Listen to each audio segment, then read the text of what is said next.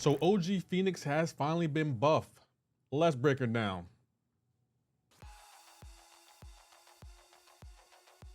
Yeah, so OG Phoenix is buffed. She got those Phoenix charges, those passive stuns, incinerates, regeneration, and a bunch of other great utility that, trust me, we're gonna dive into. But first, we gotta discuss her combo. What is her combo like? Well, her combo is a little bit different. Now, I'm gonna tell you this right off rip. Her animations will probably make your phone run a little slow, or if you're playing on PC, it shouldn't be affected, but a combo wasn't bad. It's just, charging that heavy, getting those Phoenix charges, it definitely did slow down my phone, as you can see here in this video, like every now and again. It will slow you down, but overall, her combo wasn't bad. I like the passive stuns, gonna come in handy against the Autumn Zolas of the contest, and I overall liked it. It wasn't clunky. It's just I had to worry about those animations, and again, I can't specify that enough because that really began to annoy me when I was making this video. These her animations just kept glitching out or making my phone run slow, but we'll dive into that. Let's talk about the good. What are her strengths? Well, one of her strengths, she has a bunch of incinerates that she places on the opponent, and they really begin to stack up when you charge that heavy, and you're going to be able to do a lot of damage with it. She also has that regeneration. She gains a lot of regeneration through the fight, and she doesn't even need to be awakened to gain her regeneration, but when she is awakened, it will benefit you to have to use that regeneration.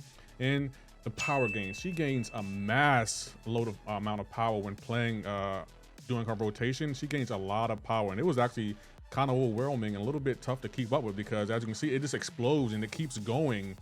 And I haven't even used her correct rotation in that particular fight, but she does have some weaknesses. One of her weaknesses is if the opponent is incinerate immune, she's not going to be as effective. She's kind of relying on her incinerate to do damage. She does have that armor break, but not nearly as potent as those incinerates. And if the opponent is stun immune, she's really relying on that stun, that passive stun, to really, build her up and gain her charges to really do damage. And also, sometimes the power can be a little bit too much, meaning like she will gain power and then you might miss out on your loop and you have to start the loop all over again. So it could be a little bit more off-putting, but that's a first world problem. Let's talk about her immunities. Well, one of her immunities is she's incinerate immune. She can't be incinerated, which I always thought she should have been anyway, but yeah, she is incinerate immune, so that's a plus. Another one of her abilities, she's power drain immune. You cannot power drain her, so when you're going up against this Masteries right here, you'll be perfectly fine. He can't drain your power. Another one of her abilities, she can't be power burned. You can steal her power, but you can't burn her power. Not understanding what the difference is, so leave a comment below if you know the difference. She's also power lock immune. You can't power lock her. So yeah, keep that in mind. You cannot power lock her, and also you can't special lock her. For those nodes that love to lock you behind a special one or special 2, you cannot power lock her at all. And also, she's heal block immune, so the only way you can stop her from healing is taking her buff. You can't block her healing, so that's good. I like that about her. Now, what is she like awakened? Let's read out her awakened ability. On activation, wrong one.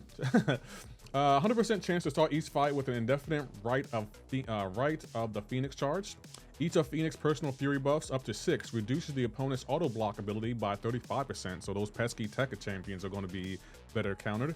And when Phoenix starts a fight with exactly 60%, 40%, or 20% of her max health, she gains a regeneration buff, healing 40% of her max health over 30 seconds. So I would say, I feel like she's fine on Awaken, but I don't know if I will put 6 into her. Again, that's just my personal opinion. Leave a comment below if you feel otherwise, but when you're entering a hard fight, you being able to regen from 60, 40, or 20% health, especially with those potions, will really benefit a lot. Her prestige is 27,330, so I think she has really, really good prestige. And I don't know if she'll be I don't know if she's top prestige, but I think she has decent prestige. So yeah, I do like her awakening ability, but I'm not sure I'll use a generic awakening gem on her or a cosmic awakening gem either. What's she like on defense? On defense, she's a little bit below average. I feel like she's an easy counter. Her specials haven't changed, so her specials are all easy to dex. And she's not poison immune or bleed immune, so you can melt her with Archangel. Or if you have a mystic like Dr. Doom, you can just take all her buffs and steal all her power and just, really end the fight really, really quickly because she gains power left and right. And we all know mystics love to take power from those cosmic champions. So I don't think she will be that really used a lot on defense because she is not a good defender in my opinion. Someone else might feel otherwise, but I feel like she's really, really easily countered. So Yeah, overall on defense, not really that good. Anyone will counter her basically, and yeah, I would just use her offensively. But you know, that's my opinion. The stat focuses, let's focus on those for a second. The stat focuses I recommend is critical rating. You know, when Phoenix's Furies are active, you can definitely increase her attack even more with that critical rating.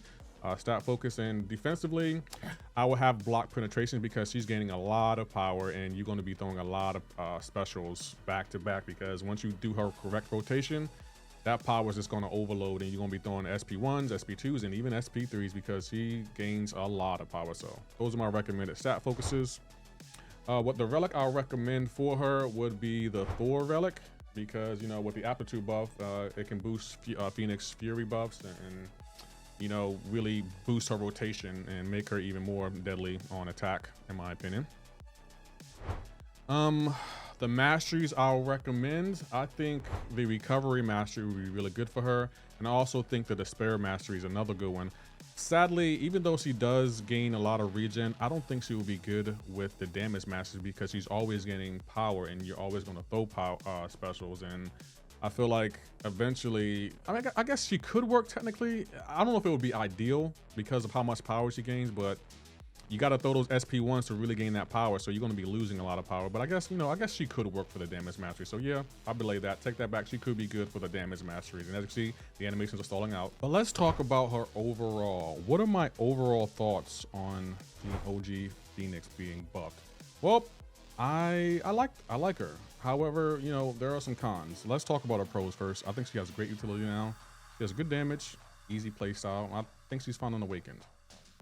Her cons are her animations are great, but they will kind of make your flown like a little glitchy and slow down and even freeze at times. And I really feel like that took away from my enjoyment of this champion. She's a weak defender. She had a slow ramp up, and she's kind of debuff reliant. But again, I can overlook being the weak defender and the slow ramp up and the debuff reliant. I can overlook all of that.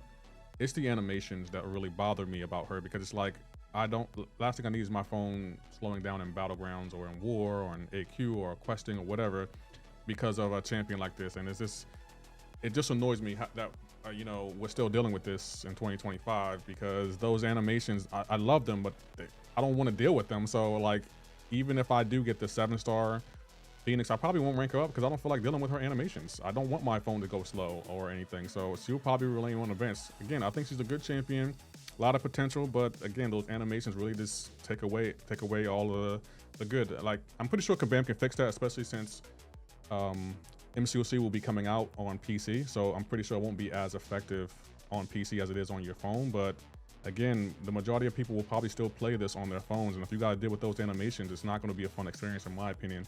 But, you know, that's just my opinion. Leave a comment below if you feel otherwise. Other than that, I think she's a decent champion. I think Kabam did a good job with her buff.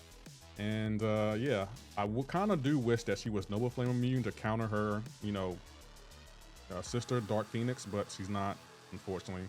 Oh well, we can try to find another way to counter Dark Phoenix, but that's a video for another day. So overall, good champion, but those animations kind of take away from, you know, the champion and, you know, my experience with the champion. So leave a comment below if you feel otherwise. But yeah, if you did like this video, please hit that like button. And for anyone new here, if you hit that sub button, I greatly appreciate it. Y'all take care. Have a great and wonderful day.